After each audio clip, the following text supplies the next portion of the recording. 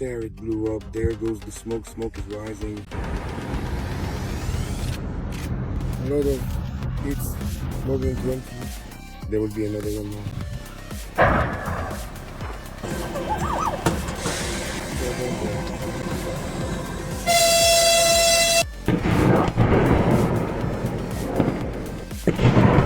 Damn! Right now, there have been more than 20 strikes on a critically important plant in Russia. Drones have targeted the enemy's strategic facilities. One less gunpowder manufacturing plant. Now the grads can be scrapped for metal. The railway is completely destroyed. Trains are stuck in the fields. Planes are stranded at airports. Right on target. 8 lightning strikes on the Russian army's base in occupied Donetsk. The enemy is panicking. Has a total sweep of the enemy really begun? More on this coming up. Watch until the end. Hello, this is Ukraine Today. I'm Darina Hutsakalo, and here are the latest events. Unknown drones have turned Stavropol Krai into a real frying pan. The city of Nevinomysk thought it wouldn't survive this attack. It had never been this loud here before.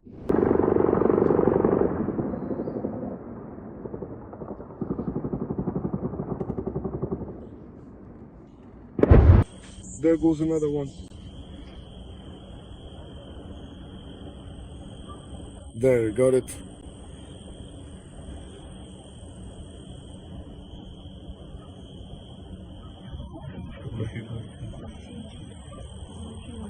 The drones picked a top Targeta first-class factory, so a strike was absolutely inevitable.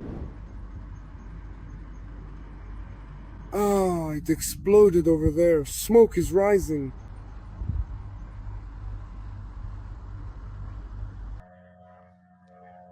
There'll be another one soon.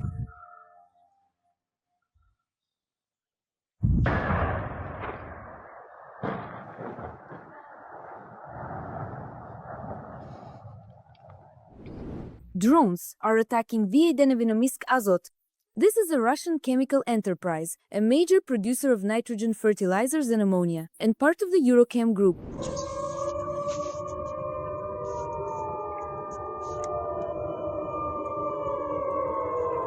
The mayor of Nevinomysk, Mikhailo Minenkov, hurried to the plant, trying to deny reports of a strike. However, here's the problem.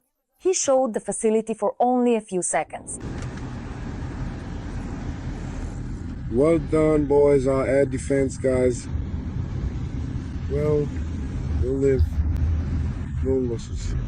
Eventually, the local authorities admitted there were quite a few strikes and even gave a number. Ours performed excellently. There were a lot of strikes, more than 20.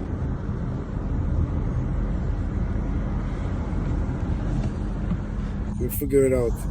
We'll figure it out. We're not children. I urge everyone, absolutely everyone, not to panic in this challenging moment. I implore everyone, my dear friends and fellow citizens, to truly take these ongoing strikes with the utmost seriousness and gravity. Yes, we will undoubtedly live through this and emerge stronger. Russians will still have to live, but now definitely without a critically important factory. They won't blow up the house. They won't do anything. They'll just mess around. Nothing interesting will happen to them. Why the hell is he circling here? Damn it. He's probably circling over the station. Isn't he gonna drop something? This is already the second powerful attack on the Nevinomysk Azot plant in just the last 2 months. In June, the enterprise even paused its operations. Vasya, shoot him down. I beg you. Back. Why are they shooting it down? I don't know. Unbelievable! The Russians were then panicking, shouting about a swarm of drones. About 20 UAVs were flying directly at the plant. Guys, there's a fire at the nitrogen plant, and you could hear gunfire there.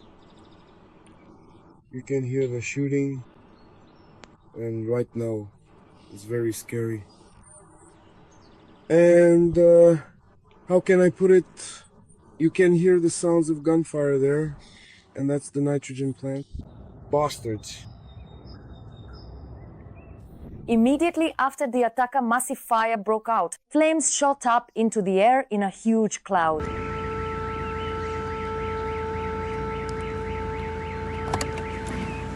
On the 14th of June, as a result of an attack by 13 UAVs on the territory of the Nevenomysk Azot plant, the doors, windows, and one of the workshop premises were blown out. The roof of the cafeteria and the plant's anti-drone defenses were also damaged.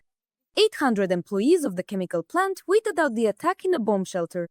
No evacuation was carried out. Drones also targeted a lucrative site in the Russian cities of Taganrog and Novocherkassk in the Rostov region.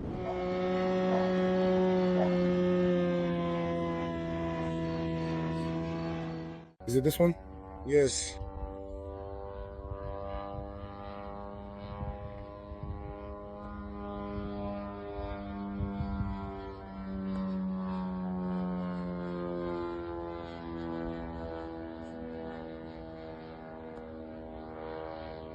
The railway and distribution stations could have come under attack. Shocking footage is already online.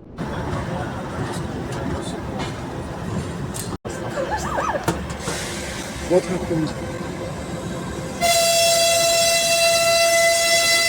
What happened? The station in Pishanokopskoye has been completely destroyed. By the way, this is already the fourth train station that drones have torn apart for parts in just a few days.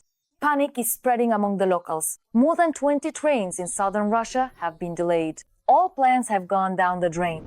In the Rostov region, after the UAV attack on the Pishanokopskaya station, the overhead contact system was damaged.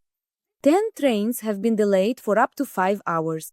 In the Krasnodar region, after debris fell, the operation of the overhead contact system at the Timoshevskaya station was disrupted. 12 trains are being delayed there. Every voice matters. Join our community, support independent journalism and help us bring you the truth from Ukraine. Become a member of Ukraine Today. Join us now. In the Tambov region of the Russian Federation, there are reports of strikes on the gunpowder plant in Kotovsk. According to OSINT analysts, a fire broke out at the plant. They really hit the gunpowder plant hard. Anyway, we're getting out of here. The plant had previously been targeted by drone strikes. After those powerful hits, it barely recovered.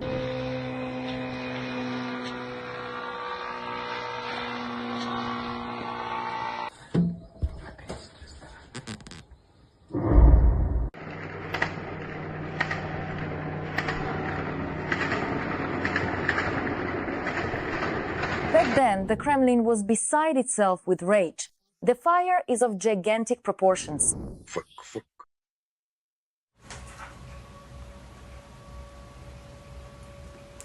The plant is on fire.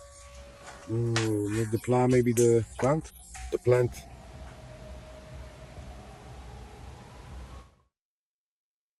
Take a look, what's going on there? We're screwed. The plant manufactures products for small arms, grenade launchers, artillery systems, and other weapons for the Russian armed forces. It is considered one of the largest enterprises in Russia where ammunition and gunpowder are produced. You can see it right from here. Oh! Sirens, damn! It's really intense.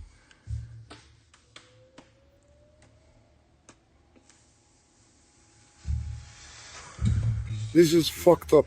Yeah.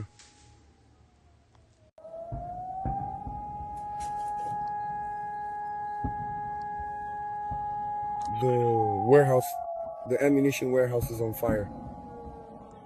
Ammunition is exploding. See, they're just going off in flashes.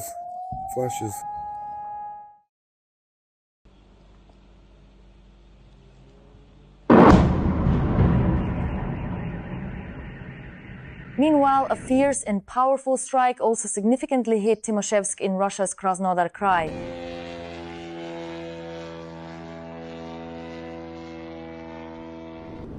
Debris left the local train station without power and also checked the train for any cotton explosions. Look, a column of smoke has risen over there. There's a column of smoke over there. And the cherry on top is the famous Kavyur plan. For the Russians, everything is as usual. The sky is reserved exclusively for Ukrainian drones. The Kilim plan has been implemented at 8 airports in Russia, all because of Ukrainian UAVs in the skies over the regions. Temporary restrictions have been imposed on the arrival and departure of aircraft at the airports of Vladikavkaz, Grozny, Magaz, Mineralnie Vody, Nalchik, Stavropol, Sochi and Tambov. Explosions have also occurred in the territories of Ukraine temporarily occupied by Russia. In Donetsk, a strike hit directly at a concentration of Putin's army. There was a significant hit in the area of the Zasyadko mine. The powerful destruction was preceded by air defense activity. However, it is clear that all their efforts were in vain.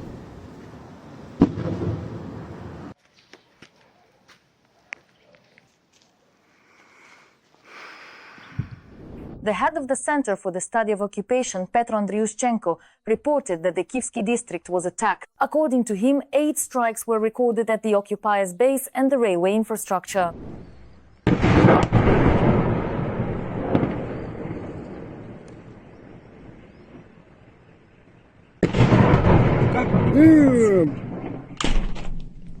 However, these are far from all the enemy's losses. The hunt for enemy radars has begun. Our forces are hitting so hard that the ground cracks and the sky lights up from the explosions. Epic videos have already spread across the internet and even reached the Kremlin offices.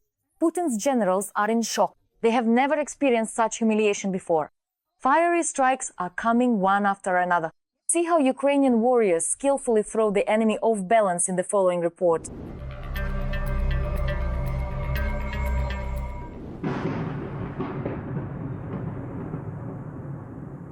Last Sunday, the border area of Belgorod region came under fire.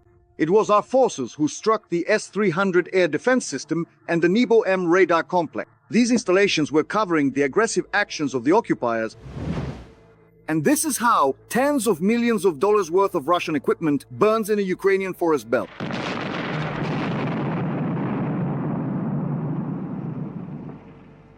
That's how much the radar of the Buk missile system cost. Usually, our HIMARS and special drones neutralize such enemy weapons. Here's another example from occupied Crimea. This is a radar station of the S-400 complex burning.